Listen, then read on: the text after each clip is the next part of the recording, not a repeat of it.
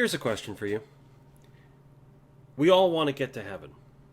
So, what is the best way to help our brethren who we see struggling in sin to get to heaven? Do we show them their fault? Or do we just call them a sinner? Do we tell them that they've got a demon in them? Do we pronounce a value upon them? Do we judge them? Welcome to Bible Study, and today we'll be in James chapter 4, verses 11 and 12. And we're going to be talking about the subject of judging one another. If you've spent any time in the church, spending some time in your New Testament, you know the idea of judging one another is something that is often frowned upon. And I want to be clear that the Bible doesn't shy away from telling us what we need to hear, even if it's something that we don't want to hear. We are in the business of correcting one another. We're in the business of bearing one another's burdens. We're in the business of building each other up in love. And so we need to correct one another, but we need to do so in a way without devaluing a person because of what they've done. So I hope as we go through these two verses, we get a better understanding of what it means to correct someone versus what it means to judge someone. And so again, we'll be exploring James chapter 4, verses 11 and 12, and we'll be making a couple of detours here and there, so bear with me. I think it's important, and that's why I'm going to take the scenic route as we explore these two verses. But first, a quick recap. Here's the story so far. Back in the beginning of James chapter 4, he asks this question: what is the source of your quarrels? And what's his answer? It's our own selfishness and our own selfish desires at the root of it. When we have this sense of competition and we're jealous with another in the church for the things that they have, we're emulating aspects of the world. And the world does this all the time. They're obsessed with material gain and being elevated by social status. There's this sense that if I have this better car and this more expensive thing, then I can be better than other people. I'm more elevated than other people. But when the things of the world become our focus, we turn away from God and we engage with friendship with the world. We talked about this in the last couple of weeks. So our solution is that we need to humble ourselves in the sight of the Lord, which is James chapter 4, verse 10. And we need to take the weight of our sin seriously, which is why we mourn and why we weep. We don't laugh it off or say we're fine. We engage in what we talked about last week as godly sorrow, meaning we recognize our fault and we take the humble and correct answers and correct actions to remedy it. Which brings us to James chapter 4, verse 11. Do not speak against one another, brothers and sisters. The one who speaks against a brother or sister, or judges his brother or sister, speaks against the law and judges the law.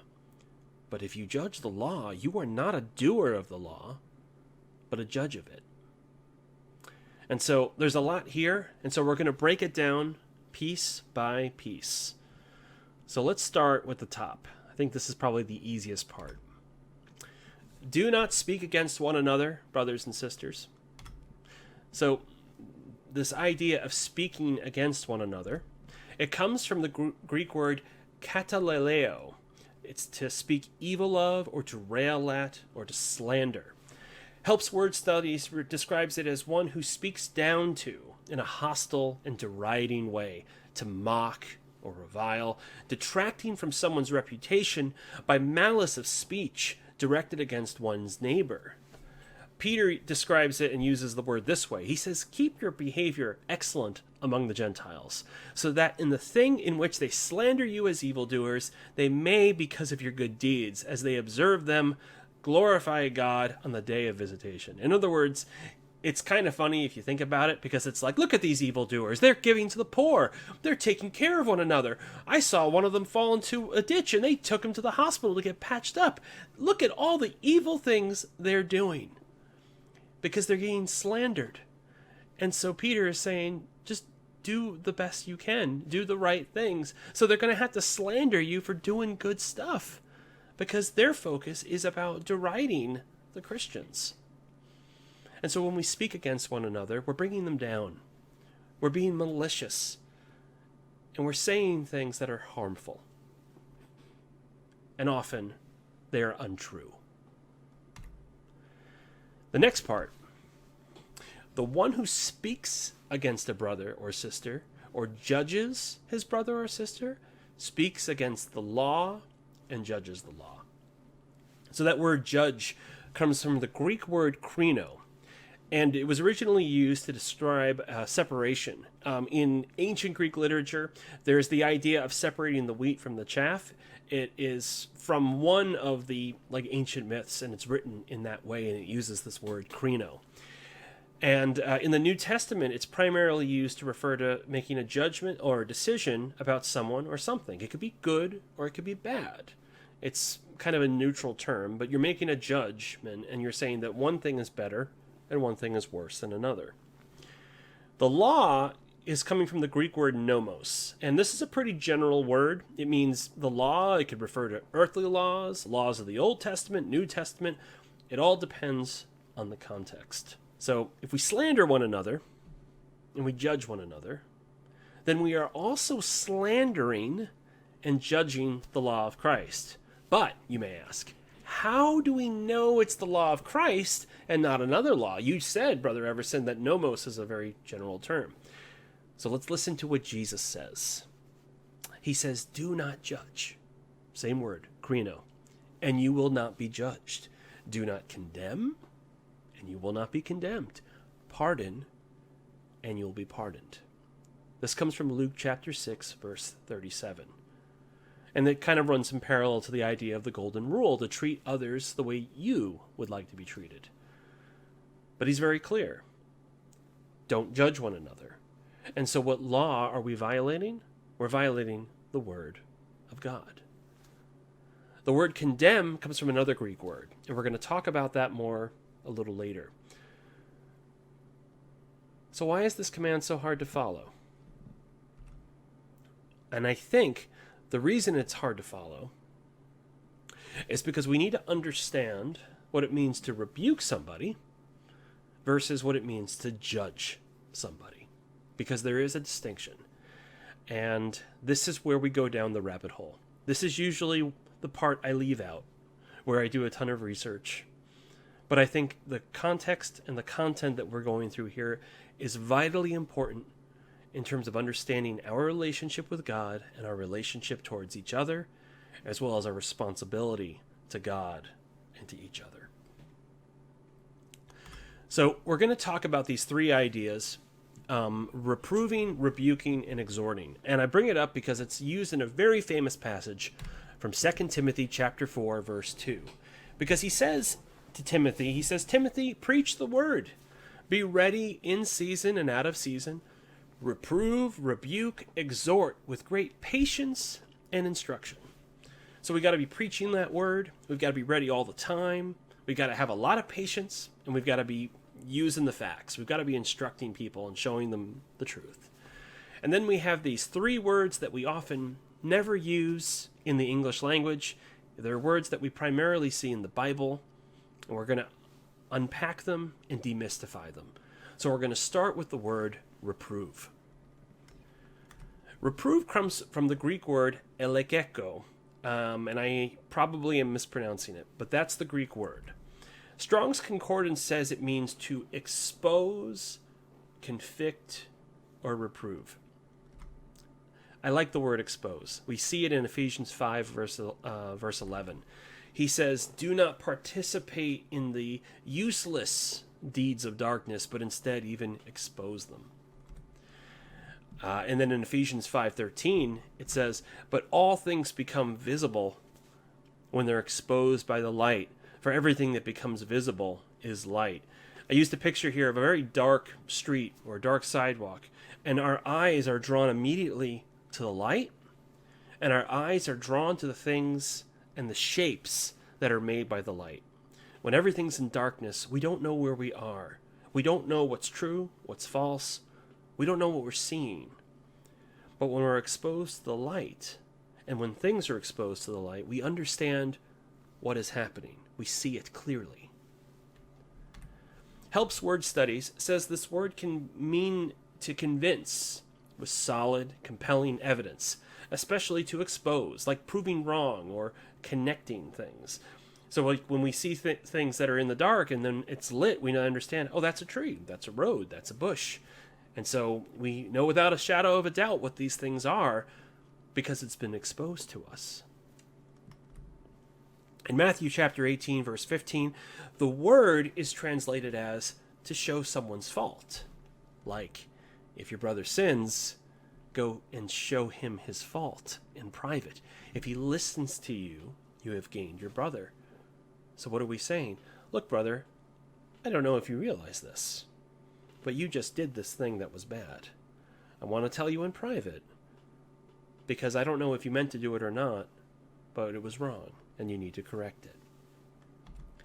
John the Baptist reproves King Herod, and the same Greek word here is translated as reprimand.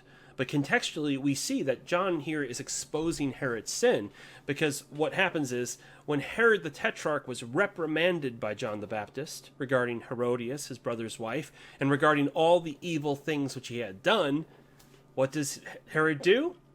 He locks John up. Because John the Baptist is saying, you're doing these sinful things. He's exposing it.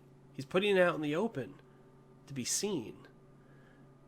And so Herod, instead of repenting, he throws John into prison. So that's reprove. I like how it can be used as expose, it can be used as reprimand, it can be used as showing one's fault. Rebuke. Rebuke comes from the Greek word epitimio, and it is used to describe a warning to prevent something from going wrong. All right, kids, don't walk in the street. No, didn't it? Come back. We don't want you walking in the street because we don't want you to get hit by a car. That's a rebuke. Other phrases are used are rebuke, sternly told, admonish, and censure, which means to formally display a disapproval. And notice that rebuke is not a punishment. It is the act of telling someone that their behavior needs correction. To rebuke someone is not a judgment on their soul, but an admonishment to change. I made a joke probably a couple of weeks back where I said, you know, teachers don't say 2 + 2 is 4, you idiot. Because that's just unfair. It's making a judgment on that person. You're just trying to rebuke them. You're trying to admonish them to understand this concept of addition. And likewise, with reprove, it's functionally used to call someone out on their actions. It's not a judgment. We're not condemning the person. We're just saying, look, these are the things that you did. These things were not correct. You need to change it. So if your piano teacher, for example, corrects you when you play the wrong note, they're rebuking you. They're not judging you. They're not judging your talent. They're just saying, look, you were supposed to hit a G, you hit a C. You got to fix it. And if you're a student, you're going to say, got it. I want to fix it because I want to be better, right? Now, if your piano teacher says that you're a terrible musician and you'll never be good, and when you play the wrong note, you're doing this, it just shows how bad you are.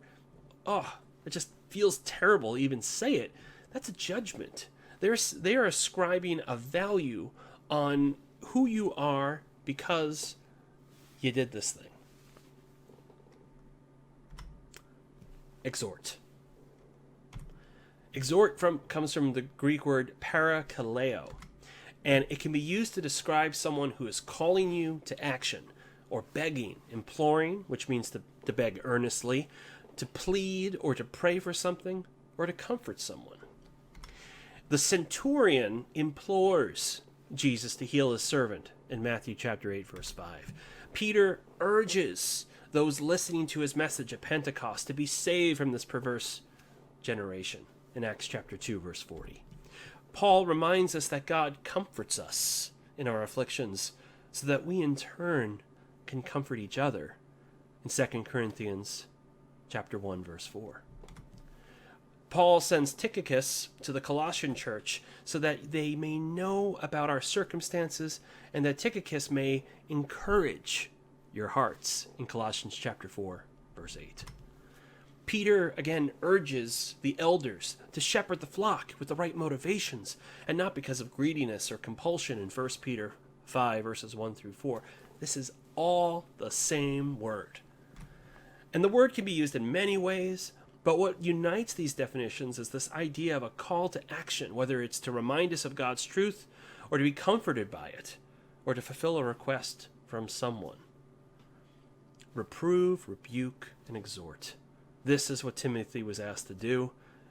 Expose what people are doing wrong, to tell people and correct them, and to remind them of what they need to be doing, urging them to continue to walk in God and to be comforted by his words, because his words are the words of life. Question: if rebuking, reproving, and exhorting are not judgments, then why do I feel like I'm being judged? Now, we know that feeling is a subjective thing. But I would answer it by saying, first, to look at James chapter 2, verse 4. Because if we feel like we're being judged, it may be because we are being judged. In James chapter 2, verse 4, this is in the sequence where there is a hypothetical rich man and a poor man, and they give the rich man a better treatment because he's rich. And he asks, aren't you making distinctions among yourselves and becoming judges with evil motives? Distinctions and judges are the words that we're going to be looking at here. A distinction is the word katakrino, meaning to separate, distinguish, discern one thing from another. It can also mean to discriminate and to separate from someone. So we are ascribing a value on one person more than another, and we have become judges. From the word krites, means a person who is a judge and is passing a judgment on others. And he's asking, aren't you doing something that you shouldn't be doing? And this is important. And the context here is important. Because James is asking why we would make a distinction between two people and placing value on one of God's creations higher than another. Two people. He then asks for their motives. He's asking, where is the good in this? Is there anything good in this? Because when we judge someone, we are deciding their value. But God has already decided that we are valuable to him. So when we speak less of someone and we say that they're no good or they're a bad Christian, we're placing a judgment on them. It's different from exhorting, it's different from rebuking, and it's different from reproving. So if rebuking, reproving, and exhorting are not judgments, then why do I feel like I'm being judged? It's because probably someone has already judged you, and you know what that experience is like. They've taken your transgression and defined you by it. You're no longer a person, you're the person who did that thing. And that thing you did is the only defining quality to measure yourself on. And yet, we're told to not do this. They have not rebuked you in a way that would lead you to godly sorrow, leading to repentance, but they've rebuked you so you would have worldly sorrow, leading to shame and embarrassment and ridicule. They wanted you to feel bad for the purpose of making you feel bad, not for the purposes of you repenting or turning back to Christ or doing the right thing. They just are hurting you. We often can't tell the difference between rebukes and judgment because the world often uses them interchangeably. We often see this in the world, and where someone has done something or said something wrong, and then people are just absolutely done with them, and that there is no way that they can come back from it. We know that as followers of Christ, that this is a worldly idea. Because Paul says, I was a murderer. I did all these things. And yet Christ had mercy on me. Christ didn't judge me as a murderer. He had mercy on me so I could repent. And I could be baptized and I could follow him. But yet we're so quickly to throw out people who have sinned. And yet we've sinned ourselves. When someone says you'll never succeed, or you'll be doomed to failure, you can never measure up, it's judgment. That's not a rebuke. When someone says you're a bad parent or a bad child, how is that going to correct you? How is that going to make you a better person? And so when someone says, I feel like I'm being judged, it's because probably these things have been said in addition to a rebuke. It's like, I don't like the way you treated your kid, and that makes you a bad parent. I don't like the way you treated your kid is a rebuke, and that makes you a bad parent is a judgment. And we can judge ourselves this way personally, too. This is how we can get ourselves into the trap of thinking that we ourselves are not good enough, and that we ourselves are failures, and that we're bad people. And this is not true, because God made us. He loves us. He wants us all to get to heaven. And you are more valuable to him than you realize. This brings us to the end of James chapter 4, verse 11. That's what this Bible class is about.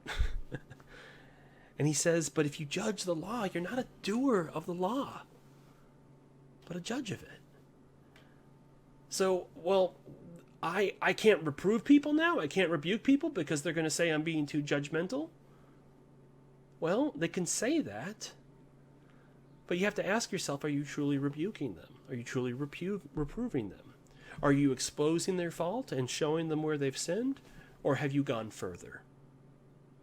And if you have gone further, then you have judged that person. And by extension, you have judged the law of God. Because God tells us not to do that. That doesn't stop someone from calling you judgy, even when you did the right thing. And when they call you judgy, they are in essence being judgmental themselves. Because all you're doing is you're trying to reprove. And so how do we do that? We do that with patience and instruction, as Paul instructs us through the book of Timothy. So if you judge the law, you're not a doer of the law, but a judge of it. But James reminds us again that we need to be doers of the word and not just hearers who deceive themselves. So if we love God and we love his law, we love the law of liberty, and we're looking intently at it, then we are becoming a doer of the word and not just a hearer of it. If we're judging people, we are no longer doing the word.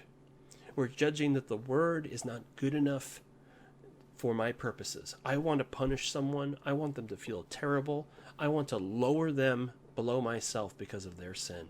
And God says no. God says there's only one judge.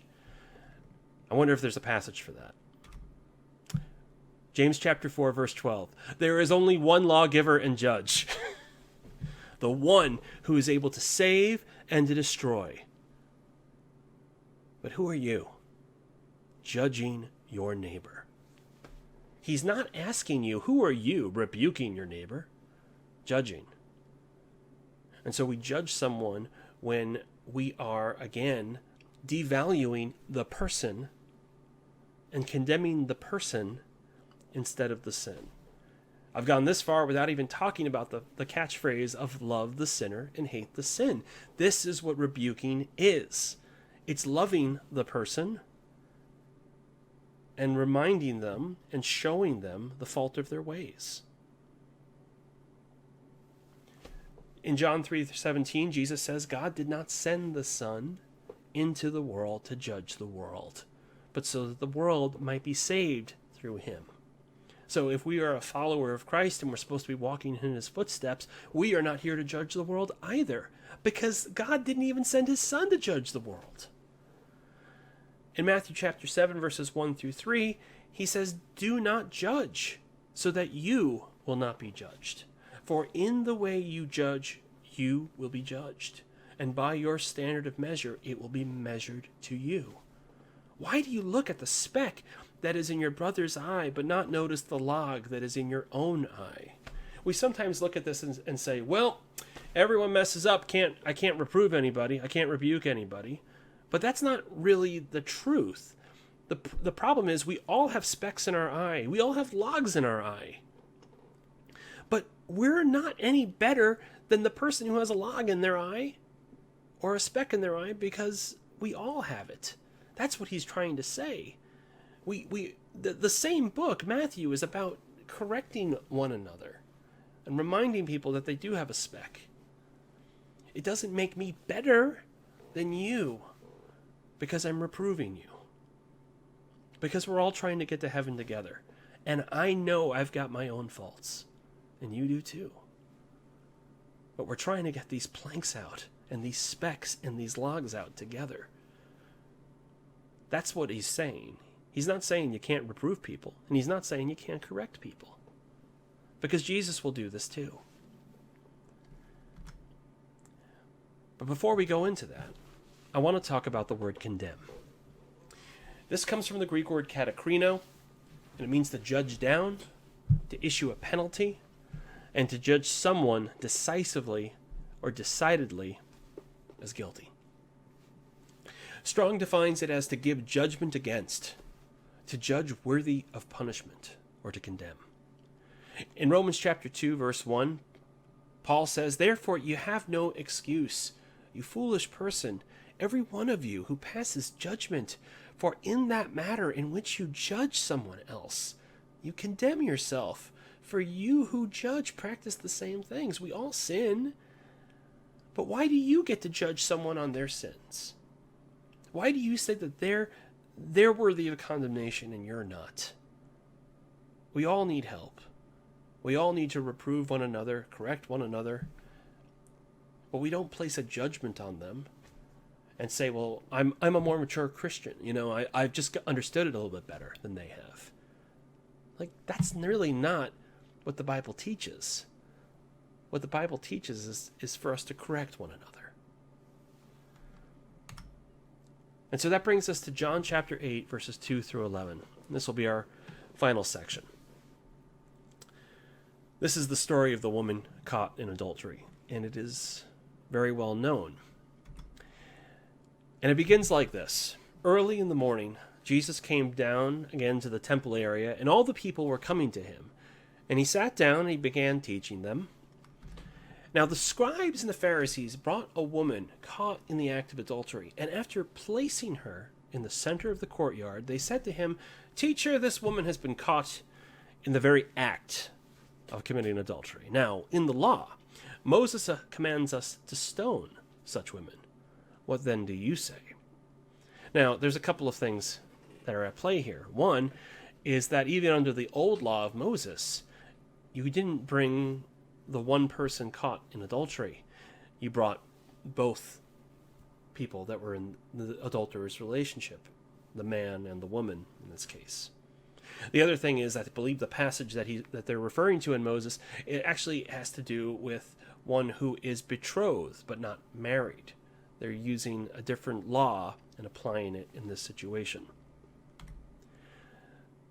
Now they were saying this to test him, so that they might have grounds for accusing him. But Jesus stooped down and with his finger wrote on the ground. When they persisted in asking him, he straightened up and he said,